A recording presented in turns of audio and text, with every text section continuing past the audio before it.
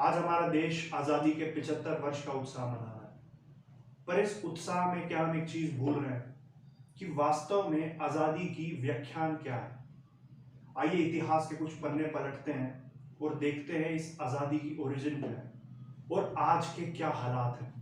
शुरुआत करते हैं 1945 से, जब सेकेंड वर्ल्ड वॉर में ब्रिटिश समेत और यूरोपियन, अमेरिकन और एशियन कंट्रीज में करोड़ों लोगों की जान गई और बिलियन डॉलर्स का फाइनेंशियल लॉस हुआ। फिर ब्रिटिश गवर्नमेंट ने यह फैसला लिया कि भारत समेत और ब्रिटिश कॉलोनीज को जल्द से जल्द आजाद किया जाए। फिर 18 जुलाई 1947 को ब्रिटिश पार्लियामेंट ने इंडियन इंडिपेंडेंस, इस एक्ट के अकॉर्डिंग ब्रिटिश इंडिया को दो हिस्सों में बांट दिया, इंडिया और पाकिस्तान, जो लॉर्ड माउंटबेटन प्लान के नाम से मशहूर है। फिर इस एक्ट ने इंडिया को एक ऑटोनॉमस और सॉवरेन कंट्री डिक्लेयर किया और ऑथराइज किया कि हम हमारी सरकार, कॉन्स्टिट्यूशन और कानून खुद बना सकते हैं और इसमें ब्रिटिश पार्लियामेंट का कोई इंटरफेरेंस नहीं हो।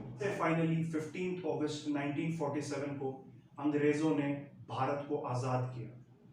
तो ऑन पेपर तो हमें आजादी मिल गई, क्या इन कागज के टुकड़ों के बाहर हम आजाद हैं?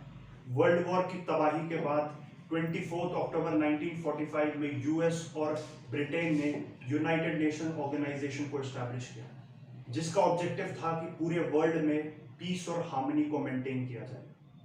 पर यहां से शुरुआत हुई पावर ट्रांसफर की, जो फिजिकल कंट्रोल से रिमोट कंट्रोल पर आ गया।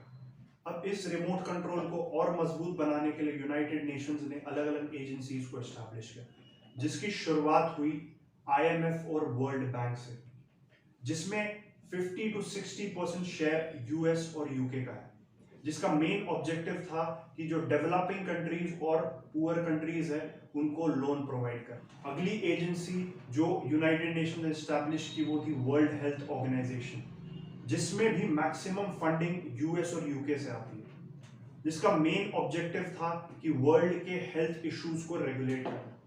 और लास्ट एजेंसी जो है वर्ल्ड ट्रेड ऑर्गेनाइजेशन, जो दुनिया भर के ट्रेड को रेगुलेट करने का काम करती है। रिमोट कंट्रोल क्यों बोल रहा हूँ?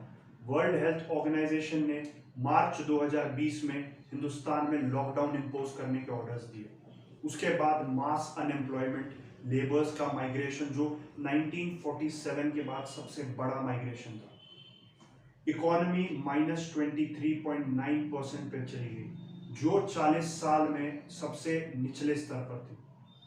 अब इस इकोनॉमी लॉस को कंपेंसेट करने के लिए यूनाइटेड नेशन ऑर्गेनाइजेशन की एजेंसी आईएमएफ ने और वर्ल्ड बैंक ने इंडिया को $1 बिलियन का लोन अप्रूव किया।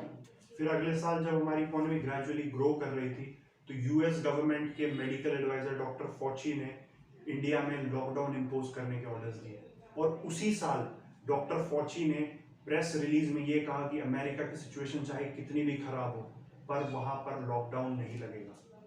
फिर उसी यूएन की एजेंसी वर्ल्ड बैंक ने इनफॉर्मल सेक्टर में हुए लॉस को कंपेंसेट करने के लिए $500 मिलियन का लोन पास किया। अब ये चीजें बताने के लिए काफी है कि किस तरीके से ये इंटरनेशनल ऑर्गेनाइजेशंस इंडिया के सोशल, पॉलिटिकल और इकोनॉमिकल पॉलिसीज को इन्फ्लुएंस, जो हालात को और बद से बदतर बनाता है। तो इन इंटरनेशनल ऑर्गेनाइजेशन से आज़ादी कब मिलेगी? मेडिवल हिस्ट्री की बात करें तो जब 17th सेंचुरी में East India Company started as a trading company and gradually ended up as a ruling power. India is the top user of US companies like Instagram, Facebook, Amazon, Twitter, Apple. और ये सिर्फ India के लोगों की life dominate नहीं कर रहे हैं, बल्कि हिंदुस्तान के लॉस को भी वायलेट कर। और ये डोमिनेंस इतना मजबूत है कि रिसेंटली ट्विटर ने हमारे farmer IT minister Ravishankar Prasad, MP Rahul Gandhi, Kangana Ranaut समेत और जर्नलिस्ट, लॉयर्स के ट्विटर हैंडल को लॉक किया। फिर ट्विटर की इस हरकत पे गवर्नमेंट ने ट्विटर को इंटीमेशन दिया कि या तो इंडिया के लॉस फॉलो करें या फिर इंडिया क्विट कर दें। ये कहा कि stop behaving like a digital colonize. इससे पहले फरवरी 2021 में व्हाट्सएप ने इंडिया के 500 मिलियन यूजर्स को प्राइवेसी पॉलिसी एक्सेप्ट करने पे मजबूर किया।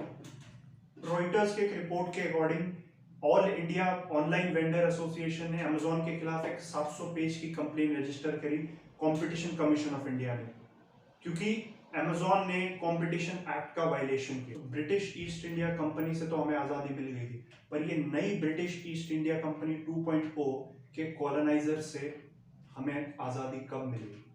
अंग्रेजी भाषा जो आज भी हमारी जबान पे सर चढ़ के बोल रही है, ये उस गुलामी की निशानी है जिसकी जंजीरों से आज भी हम आजाद नहीं हुए। आज अगर हम लोग देखें तो दुनिया भर के जो विकसित देश हैं वो सब अपनी मातृभाषा बोलकर आज इतनी बुलंदियां छू रहे हैं। तो हमें कब इस भाषा के चंगुल से आजादी मिलेगी? हमारे former prime minister Atal Bihari Vajpayee की कविता याद आती है, 15 अगस्त का दिन कहता आजादी अभी अधूरी है, सपनों को सच होना बाकी है, रवि की शपथ न पूरी है।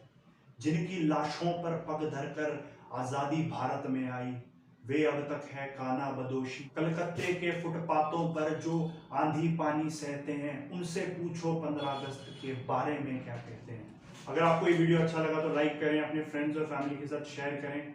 मिलते हैं अगले वीडियो में, तब तक के लिए अपना बहुत ख्याल रखिए। Thank you so much.